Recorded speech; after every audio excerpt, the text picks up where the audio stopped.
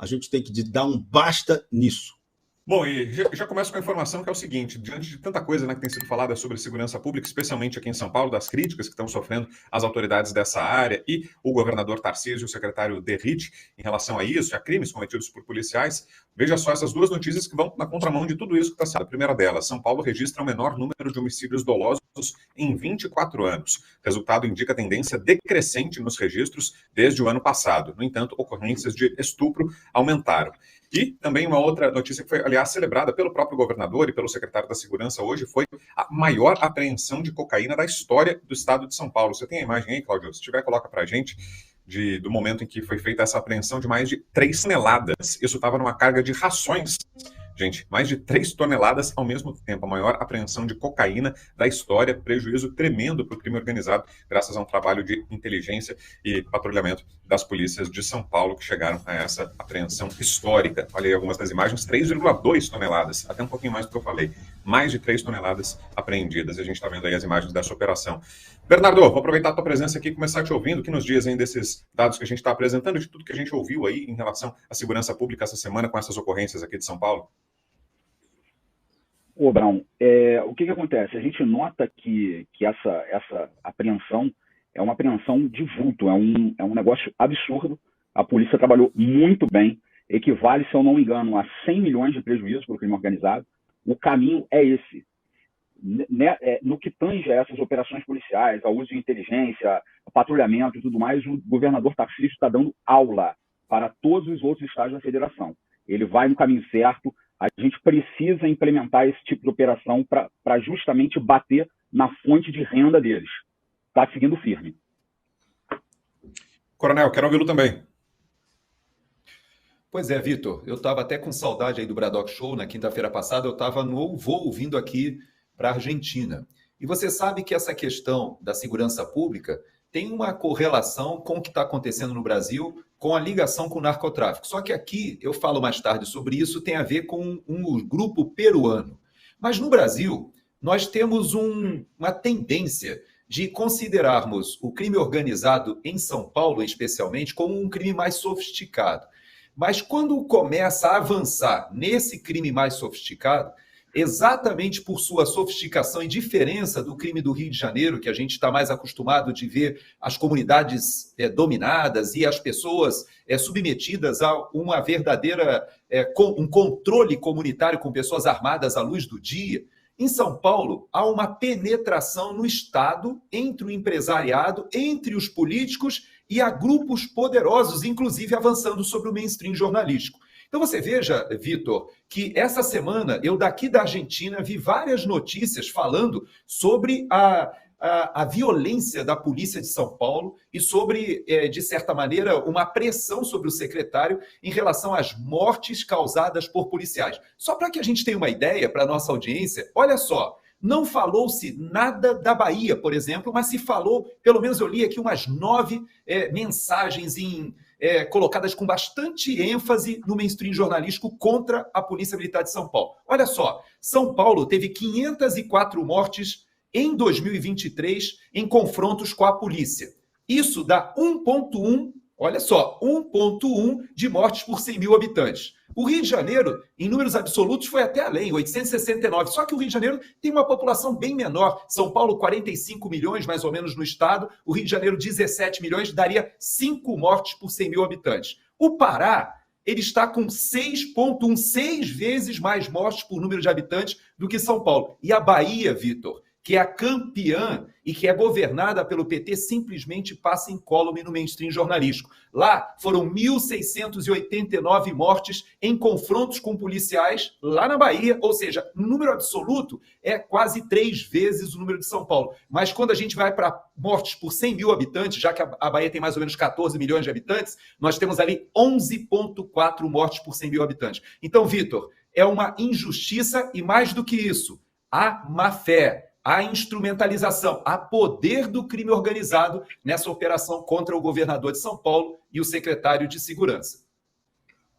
Bom, e falando dessa exploração do tema, já vou aproveitar e trazer aqui a fala do ministro Dias Toffoli, que durante o julgamento no Supremo Tribunal Federal sobre a regulação das Big Techs, também aproveitou para tratar desse assunto. Veja só. Nós podemos entender que aquilo que aquele policial fez em São Paulo, na ponte, que desde ontem está sendo repetido nas televisões brasileiras, nos telejornais, é uma liberdade de expressão? Se nós levarmos a liberdade de expressão ao absoluto, ele estaria protegido pela liberdade de expressão. A liberdade de expressão abarca qualquer expressão? O marido que bate na mulher, dentro de casa, e ainda vai na frente do juiz, e todos nós sabemos relatos disso, e depõe: doutor, eu não bato em mulher. A ministra Carmen Lúcia outro dia lembrava desse episódio aqui no café conosco, de um juiz do interior que contou a ela esse caso. Doutor, eu não bato em mulher não, mas o senhor está sendo acusado aqui de ter batido na sua mulher. Ah, mas essa é minha. É a minha mulher. Mas eu não sou violento, eu não saio por aí batendo nas mulheres, não. Mas essa é minha. Isso é liberdade de expressão. Se nós levarmos o absoluto liberdade de expressão, tudo está permitido. Ponto. É disso que se trata. É óbvio que o ilícito não se encaixa em liberdade de expressão. Ponto. Jorge Serrão. E aí, Serrão, o que dizer dessa declaração? Triste, lamentável. Isso vindo de alguém que você espera que seja um jurista, foi uma declaração horrorosa. A liberdade de expressão tem só um limite: a legalidade com legitimidade. O resto, ela não pode ser censurada. Nossa Constituição não recebe qualquer tipo de censura prévia, posterior, durante o discurso. Não, isso que o Supremo está querendo fazer é inaceitável. E o ministro Toffoli usou a imagem do soldado, do policial militar em São Paulo que jogou um cidadão do alto de uma ponte. Atitude totalmente reprovável do ponto de vista humano, do ponto de vista operacional, um grande equívoco. Agora, isso pode ser comparável a quem está jogando a nossa democracia da ponte todo dia. Todo dia, nossa democracia, nosso Estado de Direito é jogado da ponte. E quem está reclamando? Poucos. Poucos estão levantando a voz contra essa atitude absurda. Então, o que se viu, juntando com o tema anterior, está havendo uma campanha muito bem orquestrada contra as forças policiais que estão combatendo o narconegócio, o crime institucionalizado, o crime organizado. Ele é mais que crime organizado, é crime institucionalizado. O crime permeia as instituições. Quem é que compra sentença judicial? Hã? Me diz. Pensa bem, quem é que compra sentença judicial? É o narconegócio. Então, ou o Brasil vai mexer nesse esquema, ou tudo vai por água abaixo. A nossa sociedade está degringolando. O Gerson Gomes citou os números. Vamos lá.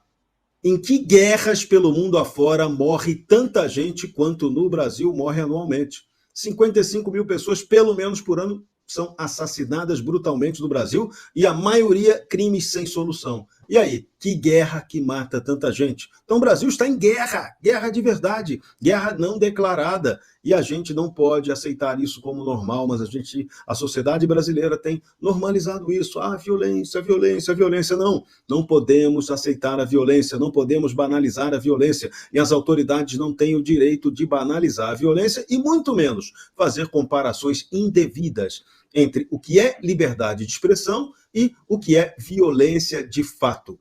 A liberdade de expressão tem a ver com a fala.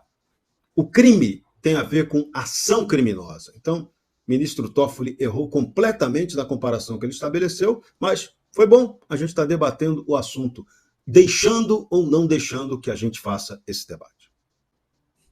E por onde começar, hein, Darcio, esse trabalho, tentar fortalecer o combate ao crime e tirar força dessas facções? Por onde começar esse trabalho, hein, Darcio? Tem que começar pela transparência, tentar entender o que está acontecendo. Afinal de contas, são 3.200 quilos de cocaína apreendidos em São Paulo. O Brasil produz cocaína? Não. Como é que essa droga chegou lá? Então ela passou por outros 2 filtros que deveriam existir, que um seria na fronteira e outro seriam nas estradas. Cadê as antigas apreensões da PRF e da Polícia Federal? Como é que está esse trabalho? E aí o STF vai dar 48 horas para que o Executivo explique isso? O Lewandowski vai ter 48 horas para explicar como é que esses 3.200 quilos de cocaína chegaram até São Paulo? E eu fico até um pouco preocupado, porque o narcotráfico tem uma espécie de entidade sobrenatural que se vinga de todos que prejudicam eles. Afinal de contas, o Anderson Torres, que coordenou as maiores apreensões, andou preso, assim como o Silvinei Vasquez, assim como outros também, como o próprio Sérgio Moro, que foi ministro da Justiça e começou o trabalho com ele, essas apreensões gigantes feitas pelo governo federal e que estava ameaçado pelo PCC. Né? Encontraram aí um plano contra ele. E, curiosamente, o governo manda uma PEC para o Congresso, sugerindo que o controle da polícia e da segurança pública seja feita pela Polícia Rodoviária Federal e pela Polícia Federal, ao mesmo tempo que se começa uma campanha de demolição da imagem das polícias militares. Eu acho que a gente pode começar, Vitor Brau, pela verdade. E, infelizmente, a nossa imprensa, que deveria tratar desses temas, não faz as perguntas corretas e nem leva as informações como deveriam ser levadas para a população. Deixa eu tocar aqui num outro tópico agora, que é a história da câmera nas fardas. O governador Tarcísio de Freitas deu uma declaração hoje sobre isso, que foi o seguinte: ele disse que estava completamente errado, na opinião dele, sobre o uso de câmeras nas fardas por policiais. Isso foi um tema bem forte na campanha de 2022, quando ele foi eleito governador, e Tarcísio se colocava contra as câmeras. Mas agora ele disse que reviu o seu posicionamento, disse que estava completamente errado nas críticas que ele fez sobre esse assunto e que hoje ele está convencido da importância dos equipamentos e fará com que o novo programa de aquisição de câmeras pelo governo de São Paulo tenha sucesso. E aí, quero te ouvir, Bernardo, você que está aí nesse dia a dia, a importância das câmeras, concorda com essa nova posição do governador Tarcísio? Elas são importantes ou não? Tem atrapalhado o trabalho policial? Qual a sua análise, Bernardo? De forma alguma, Brown. De maneira que, assim como eu dei um ponto positivo no primeiro tema para o Tarcísio, agora eu vou dar um ponto negativo. Não se renda, governador. As câmeras, Brown, elas não servem nesse estado de coisas para proteger a população, para nada. Vão pinçar esse caso do policial que jogou o cara da ponte, que é um mau exemplo de policial, que deve ser punido, que eu te garanto que a corregedoria vai em cima dele com unhas e dentes e vai fazer passar por ele o rigor da lei. Brown, isso é um tema extremamente controverso. Aqui no Rio de Janeiro, por exemplo, eles colocaram as câmeras, em princípio, na tropa convencional da PM, e depois eles escalaram e botaram no BOP e na CORE, né, que são patrulhas altamente especializadas que vão no miolo das favelas para combater o narcotráfico em loco.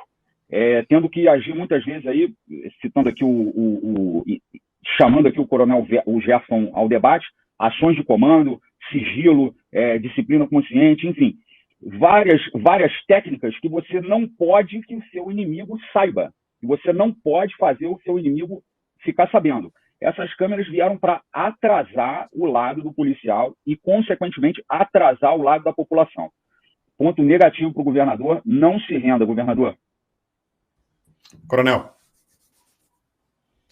Pois é, esse tema, eu não conheço essa nova posição do Tarcísio, é até uma declaração que a gente precisa aprofundar, mas você sabe que em alguns estados, lá nos Estados Unidos, já que hoje eu estou aqui na Argentina, não estou falando de lá, existem as câmeras corporais que foram colocadas não com essa conotação que o Brasil explora, de conter o policial ou de alguma forma você registrar o abuso do policial. Não, por incrível que pareça, é uma forma utilizada de defesa do policial. Porque nos Estados Unidos existe toda uma cultura de processos, né? Você processa toda e qualquer pessoa e existe mesmo uma indústria de processos contra acidentes e etc. E o que acontecia é que os policiais, muitas e muitas vezes, eles eram acusados de ações ou de ações violentas sem respaldo da lei, ou até mesmo de abuso de autoridade, quando muitas e muitas vezes eles estavam no exercício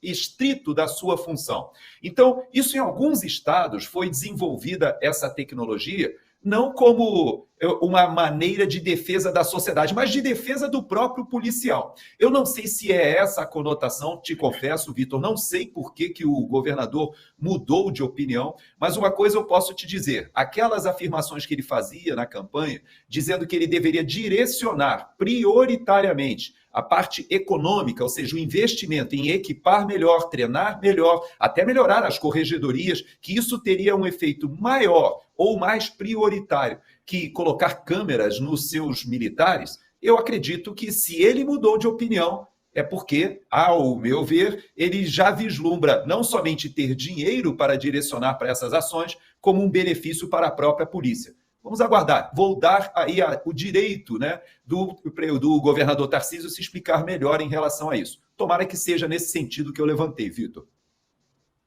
Ô, Darcio, e especulando um pouquinho, muita gente fala do que seria uma guinada ao centro do Tarcísio, conduzida pelo Gilberto Kassab, que tem uma importância grande, é o principal articulador político hoje do governo de São Paulo. Será que essa fala vai nessa direção? O governador pode estar tentando adotar uma nova roupagem politicamente? Como é que você interpretou, Darcio? Pode ser também.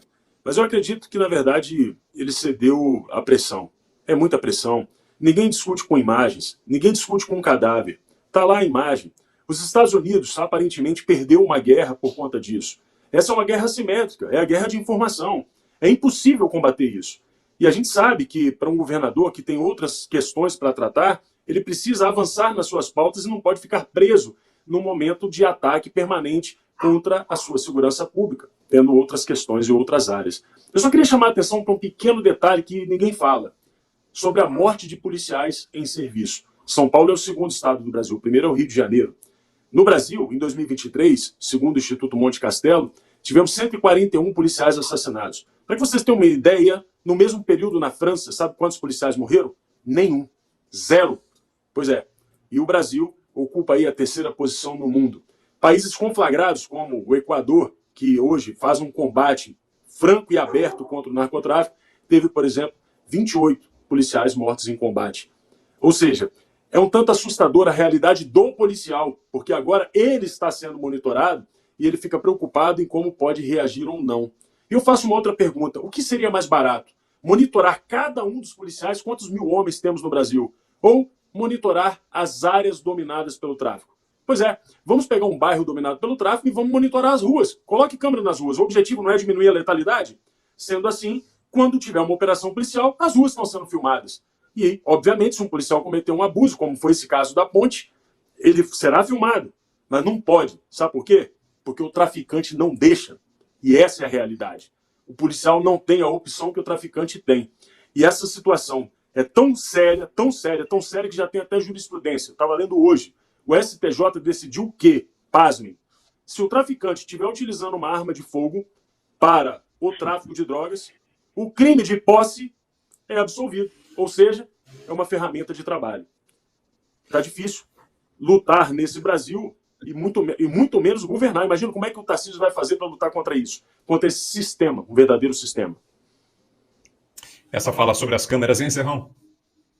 Vamos lá, tem pontos interessantíssimos nessa história toda. Primeiro, o governador está jogando com estratégia nessa história. Essa semana, ele levou ataques pesados em sua Secretaria de Segurança. Queriam utilizar 2 episódios com PMs para forçar a exoneração do secretário de Segurança, Guilherme Derrite. A jogada foi essa. Então, Tarcísio teve que fazer ali o jogo do equilíbrio. Aí voltou a questão das câmeras. O que o governador quer aprimorar nessa questão das câmeras é que os policiais tenham controle sobre a utilização da câmera. Aquilo que o Gerson Gomes falou ainda há pouco, para ele poder usar a câmera a favor dele e não a câmera contra ele, como foi a intenção com a qual essas câmeras foram estrategicamente colocadas na polícia de São Paulo. Outro ponto, Tarcísio e Derrite conseguiram dar uma melhorada na questão salarial da PM, tanto que já tem até mais gente querendo até com vontade de ser PM em São Paulo, coisa que os concursos últimos da polícia não estava tendo a candidato suficiente e nem aprovado o suficiente. A PM hoje, São Paulo tem 80 mil PMs, mas o déficit de policiais é gigantesco. É muito pouco, embora seja maior que muito exército no mundo, a PM de São Paulo, mas é muito pouco para dar conta do dia a dia de uma região, só São Paulo, 45 milhões de habitantes. É muito pouco, 80 mil é muito pouco para isso. Então, tem que haver investimento em tecnologia, câmeras. E aí, Tarcísio tem o projeto Muralha Paulista, que já começou. Vai ter a experiência agora bastante interessante também do Smart Sampa, da Prefeitura de São Paulo, que interliga câmeras da Prefeitura com câmeras de empresas de segurança. Inicialmente, esse projeto está com 20 mil câmeras, muito pouquinho ainda, mas ele já começa a dar algum resultado. E a Guarda Municipal está utilizando isso para o combate ao crime e para ações preventivas, identificação de criminosos em São Paulo. Então, está tendo avanços. Tarcísio agora tem que saber segurar a onda, não pode ceder às pressões de narrativa contra a polícia de São Paulo, e hoje foi excelente. Essa apreensão de drogas foi uma resposta, um tapa na cara de todo mundo que estava tentando esculhambar a área de segurança em São Paulo. Assista também o Braddock Show ao vivo. Então vamos falar sobre a mega operação que aconteceu no complexo de favelas da Penha, no Rio de Janeiro. Coloca as imagens aí, Cláudio, por favor. Então a ação policial que estava mandados de prisão nessa favela. E aí olha como os policiais foram recebidos.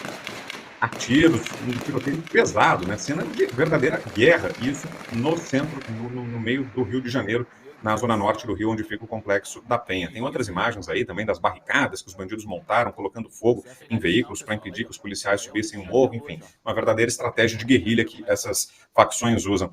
E aí, Bernardo, fala um pouquinho mais para a gente como é que tem sido o trabalho das polícias no Rio de Janeiro, como é que as autoridades têm lidado com essa força cada vez maior, esse poderio militar, bélico, inclusive, que esses criminosos têm.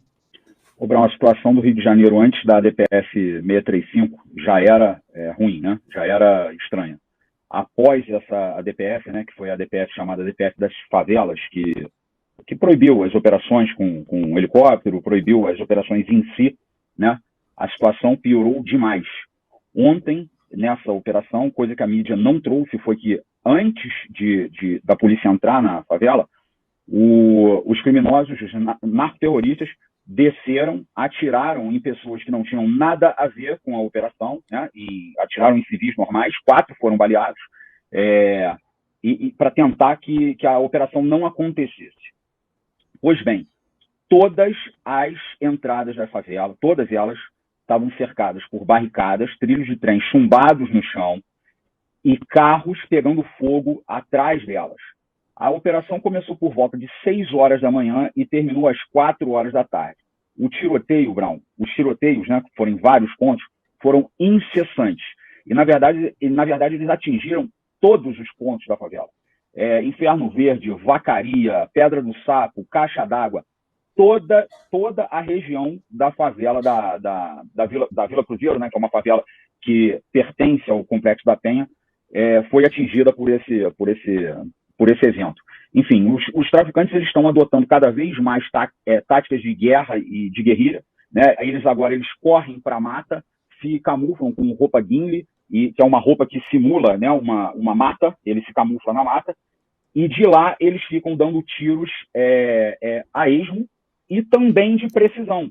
Estão com aparelhos eletrônicos evoluídos e assim eles vão impedindo cada vez mais da polícia entrar. Ontem, infelizmente, existiram 2 eventos onde 2 policiais foram baleados também. A mídia também não botou isso aí. E numa favela adjacente, que foi na favela do Quitumbo, se eu não me engano, um policial que já tinha sido baleado em 2022, na época da pandemia, já tinha tomado um tiro na cabeça em 2022, se recuperou, estava na ativa de novo, passava pela rua, se eu não me engano, Ocária, que fica na favela do Quitumbo, deram um tiro na cabeça dele, enfiaram ele dentro de um veículo e botaram o veículo para descer a ladeira para tentar também parar essa operação das polícias, né? Ontem, na verdade, essa operação foi uma mega operação integrada, né? O 41 BPM, CORE, BOP, GAN, Polícia Civil, Polícia Militar, foi um conjunto de obras aí. Está cada vez pior, não? A verdade é essa. Pois é, ô Serrão, você vê a solução para isso? Como é que o Brasil vai lidar com isso? É chocante esse relato do Bernardo, hein? Totalmente. A gente precisa ter uma mobilização da sociedade brasileira contra isso. Primeiro ponto que a gente tem que fazer, não aceitar isso normal, parar de aceitar isso normal. O Rio de Janeiro é violento mesmo. Não, o Rio de Janeiro não pode ser violento. Ponto. Tem que parar com isso, tem que acabar com isso.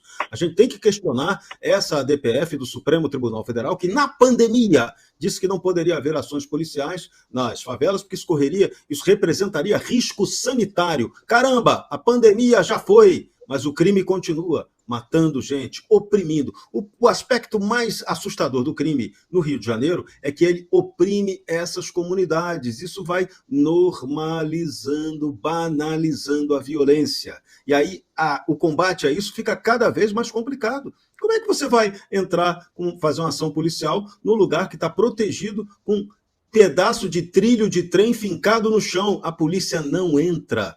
E como relatou o Bernardo, e se a polícia tenta entrar primeiro, eles já vão matando primeiro os inocentes para gerar comoção de opinião pública, que a mídia, muito contra a polícia, já vai logo demonizando quem primeiro? O traficante? O narco-guerrilheiro? Não. vai demonizando a polícia. E aí fica cada vez mais difícil para esse combate acontecer. Então a gente tem que parar de normalizar essas ações, esse é o primeiro ponto.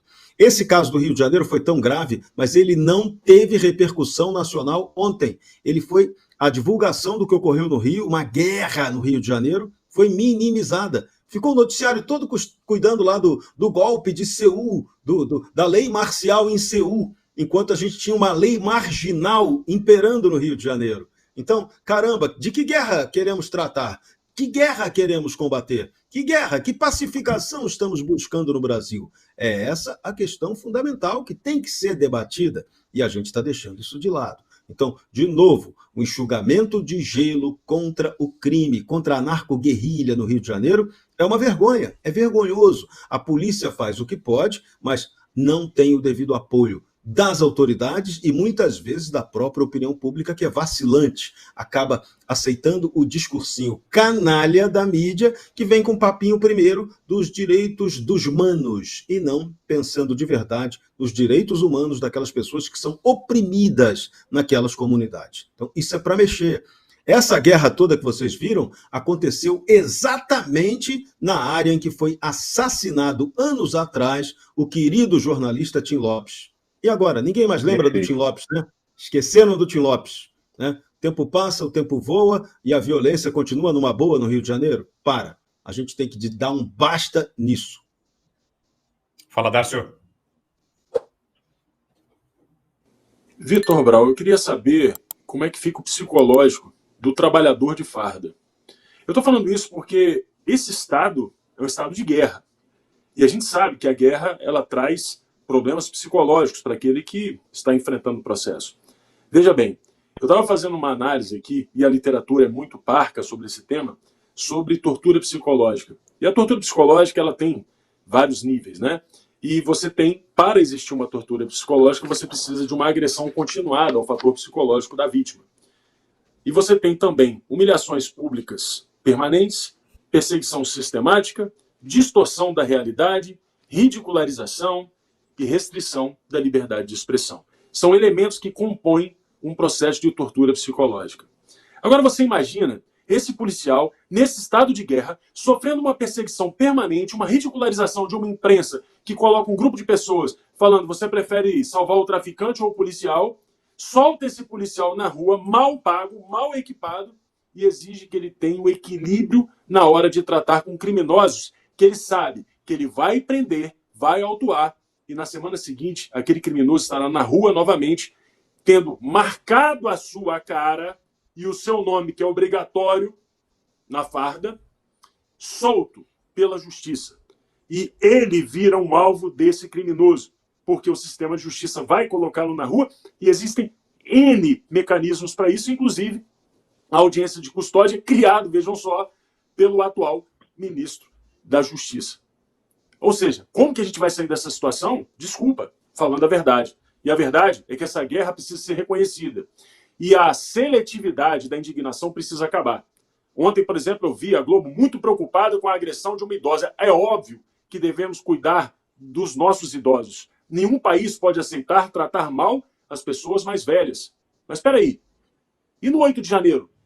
Foram centenas de idosos jogados num campo de concentração improvisado. Cadê? Então quer dizer então que a preocupação com o idoso só vale se for para a PM, da PM de São Paulo ainda por cima. Então, Vitor Brau, sem tratar com verdade esse tema, a gente jamais vai sair dessa guerra. Ou a gente assume que o Brasil está em guerra e está, ou a gente vai viver nessa guerra durante muito tempo, combatendo fake news de internet. Vejam só, a grande preocupação da institucionalidade. Para a gente fechar, Coronel, quero ouvi-lo também sobre essa operação na Penha. Esse é um assunto que me deixa extremamente triste e decepcionado, Vitor. Eu tenho vários pontos aí. Primeiro, porque eu comandei no Rio de Janeiro por quase 4 anos o CPOR do Rio, quando ele ficava dentro do Complexo da Maré. Segundo, porque eu vivi o drama de devolver o Morro do Alemão para a PM, depois de um período em que o Exército Brasileiro ocupou o Morro do Alemão, que fica ali do lado do Complexo da Penha. O Complexo do Alemão e da Penha são vizinhos. E naquela época, nós vimos como é possível aplicar aquilo que nós fizemos e a expertise e a técnica, a doutrina que nós trouxemos das operações de paz no Haiti, no Rio de Janeiro. E, de fato, o narcotráfico foi sufocado, muita operação de inteligência, presença 24/7, operações dentro da comunidade para resgatar a confiança para que os serviços pudessem ser feitos de entrega de cartas, acabar com a gatonete, deixar a população não ficar mais refém da entrega de gás só na mão do traficante ou do miliciano, ou seja, a restauração da cidadania ali do Morro do Alemão. Qual é a minha tristeza, Vitor? Porque o próprio Haiti hoje já se deteriorou completamente. Aquela segurança que nós conquistamos em mais de 10 anos ali de operações já foi deteriorada de novo e nos deixa um ensinamento. Esse tipo de operação tem que ser constante. Ela não pode acabar, ou pelo menos não pode se retirar, como aconteceu no Alemão. Eu estava lá na entrega de volta para a Polícia Militar, e o que aconteceu? Acontece que ali, como já foi falado hoje, não é um problema de segurança pública. O que nós temos no Rio de Janeiro é, de fato, um problema de guerrilha urbana na mão do narcotráfico. Alguns países da América do Sul já chegaram a essa conclusão. O Equador, por exemplo, que, por sinal, o comandante do Equador hoje é o general Gustavo Acosta, que foi meu companheiro quando nós éramos capitães, eu instrutor no Equador, logo depois da guerra Equador-Peru, eu estava lá no Equador. Conheci a doutrina daquele exército, um exército pequenininho, mas perto do que a gente está vivendo no Rio de Janeiro, talvez seja uma grande valia a gente observar o que o Equador está fazendo nesse momento agora, quando ele emprega as Forças Armadas. E por último, Vitor, eu quero te dizer o seguinte, que aqui ontem o presidente Milei apresentou um projeto de empregar as Forças Armadas no combate ao narcotráfico. Inicialmente no apoio logístico, mas também ele quer modificar a lei para que a inteligência, os ataques terroristas que vêm pelo cyberspace e até as ações do Hezbollah, que aqui na Argentina tem um grupo muito presente, tudo isso possa estar integrado no sistema de inteligência das Forças Armadas em apoio à polícia. Existe um trauma da sociedade argentina com os militares. E por isso que muitas e muitas vezes no Brasil nós também temos essa dificuldade. O que é segurança pública? Mas esse limiar, a gente não pode ficar mais tempo nesse debate e a sociedade ficar refém do que está acontecendo no Rio de Janeiro. Algum momento a gente terá que ter a coragem de encarar esse assunto não como um assunto de segurança pública, mas um assunto de fato que demanda uma junção do Ministério da Defesa. Aliás, nós já tivemos uma intervenção há pouco tempo no Rio de Janeiro com o Exército Brasileiro, as Forças Armadas, assumindo a Secretaria de Segurança Pública com o interventor federal. Parece que tudo isso foi esquecido e a gente só vai piorando. Oi, Bernardo. Ô, Brown, só a título de informação, coronel, o alemão, ele está chutando aí 5 vezes pior do que a época da pacificação. E a título de curiosidade, eu vinha conversando aqui com o Serrão antes do programa, só a título de curiosidade. Esse lance das câmeras que o governador está fazendo em São Paulo, o tráfico faz na favela. Então, ontem, andando pela favela, várias pessoas se depararam, né, com câmeras de monitoramento da vagabundagem.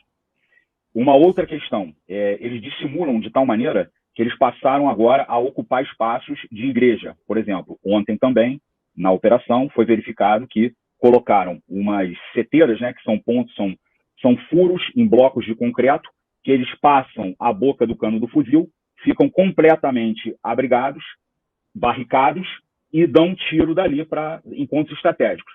Colocaram dentro de uma igreja. Então, a gente vê que o crime vai se utilizando desses ardis, né, dessas tecnologias, e o Estado ele não avança no mesmo sentido. Oi, Serrão.